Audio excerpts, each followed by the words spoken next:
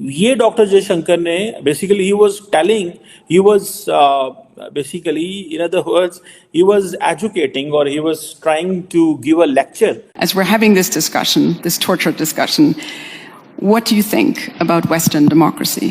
What do Western ambassadors do in India? If my ambassadors did a fraction of that, you would all be up in arms.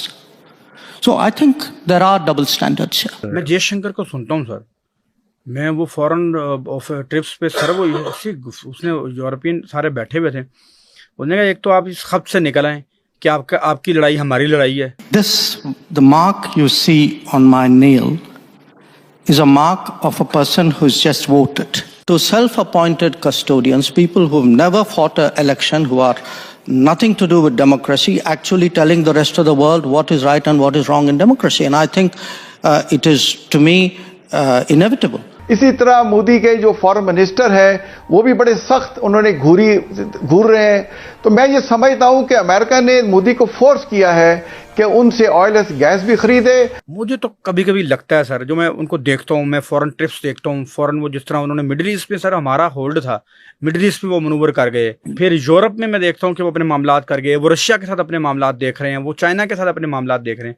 ऐसा लगता है कि कम से कम foreign policy के लिहाज से इंडिया ने पाकिस्तान को आउट क्लास कर दिया सर. अब खबर बाजवा साहब ये है, 5th जनरेशन के लड़ाका तैयारे जो है वो लड़ाके चाइना से चीन हमें दे रहा है, और उसके बाद भारत और पाकिस्तान का जो मुकाबला है वो पाकिस्तान यहां अल्लाह की रहमत से और भारत यहां आ जाएगा. I personally enjoyed Dr. Jaishankar. He's one of the finest statesmen of the contemporary international politics के अंदर. नमस्कार दोस्तों, स्वागत है आपका एक और नए एपिसोड में. दोस्तों, एस जयशंकर पार्टिसिपेट कर रहे थे यूरोपियन मीडिया के साथ और सब्जेक्ट था लोकतंत्र. जी हाँ दोस्तों, लोकतंत्र.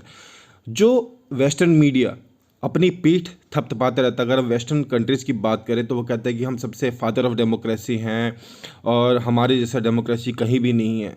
दोस्तों, इसी की पोल खोलते हुए जयशंकर ने जिस तरीके से यूरोपियन मीडिया को जवाब दिया है ना, मतलब क्या बताऊं, मतलब इससे ज़्यादा बेइज्जती किसी की क्या ही हो सकती है. उन्होंने साफ साफ कहा कि आपका जो लोकतंत्र है ना वो डबल स्टैंडर्ड का है. आप हमारे कंट्रीज़ के इलेक्शन में इसको अब रिजल्ट चेंज करने की कोशिश करते हो, अपने हिसाब से काम करवाने की कोशिश करते हो.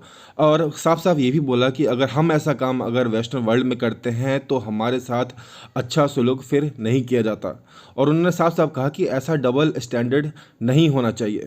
जी हाँ दोस्तों, इससे पहले भी आपने देखा होगा कि जयशंकर से बहुत बार बातचीत हुई है वेस्टर्न मीडिया की, और हर बार वेस्टर्न मीडिया को ना मुंह की खानी पड़ी है.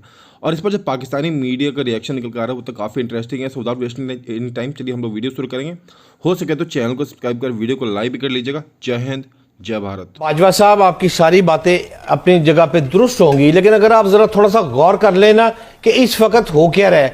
वो होता है ना, पाकिस्तान में सियासी शतरंज की बिसात बिछ गई, हुण दुनिया की सियासी शतरंज की बिसात बिछने जा रही है. अगर मोदी अमेरिका है तो पाकिस्तान में तुर्किया, अगो चाइना, अगो रशिया. आप एयरपोर्ट पे जरा गौर फरमाएं कि प्रेसिडेंट ऑफ पाकिस्तान आसिफ जरदारी और प्राइम मिनिस्टर तुर्किया के सदर को लेने पहुंच गए हैं. ये मतलब है इज्जत की इंतहा है. इसी तरह सदर मुमलिकत जब चाइना जाता है वहां इज्जत मिलती है. लेकिन खबर क्या है? खबर बाजवा साहब यहां पर यह आती है कि भारतीय वजीर आजम जो वहां पर इस वक्त गए, और भी बड़े से उनके लेन देन थे, उन पर टैक्सेस भी लग रहे हैं, लेकिन असल में जो तकलीफ है ना वो है अमेरिकी सदर से मांगे जा रहे हैं 35 लड़ाका तैयारों समेत जदीद दफाई आलात भारत को मिलने की उम्मीद जो नहीं है, उसका सारा प्रॉब्लम जो है वो मसला पड़ा हुआ है. मैं यहां आपको बताता हूं बाजवा साहब हो क्या रहा है जी. अब एक साइड पर पाकिस्तान जो पहले ही फजाई तौर पर ना भारत से हमेशा ही अल्लाह की रहमत से एमएम आलम से शुरू कर ले, हुण भैन चाह दा घुट पी के साडे कोलों गए ने अभिनंदन. अभी यहां हम खेल रहे हैं. अब क्या हो रहा है? अब खबर बाजवा साहब ये है, 5th जनरेशन के लड़ाका तैयारे जो है वो लड़ाके चाइना से चीन हमें दे रहा है, और उसके बाद भारत और पाकिस्तान का जो मुकाबला है वो पाकिस्तान यहां अल्लाह की रहमत से और भारत यहां आ जाएगा.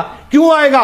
उसका जवाब यह है कि 35 तैयारों का जो पहला स्क्वाड है वो 40 तैयारों पर मुश्तमिल है. ये पाकिस्तान में लैंड करने वाला है, और यहां पर दर्जनों अफराद ऐसे हैं जो इस वक्त चाइना में हमारी ट्रेनिंग दे रहे हैं। और ये त्यारा बाजवा साहब, ये जब ऊपर जाता है ये भारत के रडार में नहीं आना।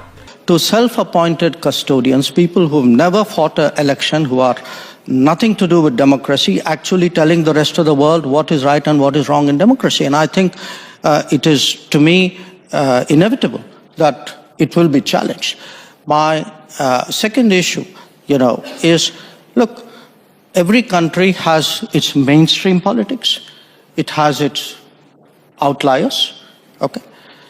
If I were to look, for example, at how much Europeans, Westerners reach out to outliers in those societies. If I were to look at what do Western ambassadors do in India, if my ambassadors did a fraction of that, you would all be up in arms.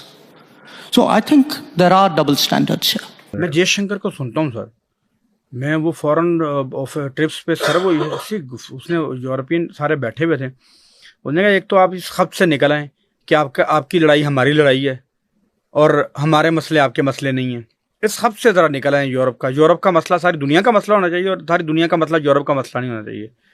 मुझे तो कभी कभी लगता है sir, जो मैं उनको देखता हूँ, मैं फॉरेन ट्रिप्स देखता हूँ, फॉरेन वो जिस तरह उन्होंने मिडिल ईस्ट पे सर हमारा होल्ड था, मिडिल ईस्ट पे वो मनूवर कर गए, अमेरिका क्वाड 4 उन्होंने बना दिया, फिर यूरोप में मैं देखता हूँ कि वो अपने मामलात कर गए, वो रशिया के साथ अपने मामलात देख रहे हैं, वो चाइना के साथ अपने मामलात देख रहे हैं।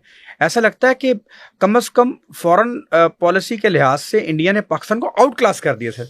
नहीं, वो तो जाहिर है, उन्होंने चाइना से दुश्मनी अपनी वेस्ट को बेची है ना। हाँ जी, पाकिस्तान को भी समझ नहीं आ रही, हम 2 दिन हम चाइना के साथ होते हैं, 2 दिन हम अमेरिका के साथ होते हैं। पाकिस्तान के अंदर हमें पोस्ट कोल्ड वॉर हमारी इंटरनेशनल पोजीशनिंग क्या होनी है, इस पे कोई सीरियस काम नहीं हुआ। अच्छा। और ये एक बहुत संजीदा एक मामला है और मसला है। इसके ऊपर पाकिस्तान में एक बड़ी जो है वो एक एकेडमिक डिबेट चाहिए पहले कि आखिर हमने करना क्या है। अच्छा, मैंने इस स्टेज के ऊपर अपने हिंदुस्तानी जो भाई हैं, हमारे जो कल्चरल ब्रदर्स हैं, ठीक है, मज़हब का हमारा ज़रूर फ़र्क है, उन्हें मैंने एक मुफ्त का सिंसियर मशवरा देना था। वो मशवरा ये देना था कि देखिए, ये जो पिछले 24 घंटों में आपकी परफॉर्मेंस है और वैसे भी आपकी रोज़ की जो परफॉर्मेंस आप देखते हैं, उससे ये पता चलता है कि आप हमारे भाई हैं। मज़हब का ज़रूर फ़र्क है, कल्चरल आप हमारे ब्रदर्स हैं।